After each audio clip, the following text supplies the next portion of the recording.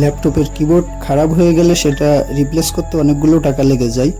আমার ল্যাপটপের কিবোর্ডটাও খারাপ হয়ে গেছিল, তো আমি সেটা রিপ্লেস করিনি।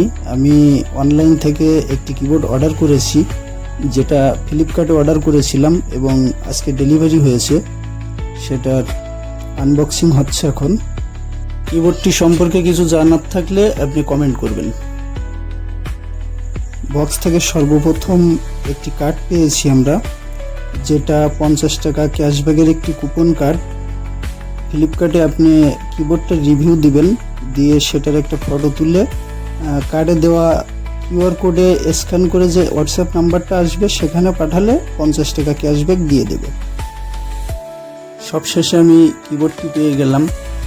কিবোর্ডটি আমি ব্ল্যাক কালারে অর্ডার করেছিলাম, তো যথারীতি ব্ল্যাক কালারে এসেছে কিবোর্ডটি। এটির বিল কোয়ালিটি সম্পূর্ণ প্লাস্টিকের এবং কোয়ালিটি মোটামুটি ঠিকঠাক, প্রাইস হিসাবে মোটামুটি ঠিকঠাক কোয়ালিটি। কিবোর্ডটা অফলাইনের তুলনায় অনলাইনে মোটামুটি কম দামেই পেয়েছি এবং এটির 1 বছরের ওয়ারেন্টিও আছে। আপনার প্রয়োজন হলে আপনি এই কিবোর্ডটা অর্ডার করতে পারেন। লিংক ডেসক্রিপশন বক্সে দেওয়া থাকবে, সেখান থেকে চেক আউট করে নেবেন।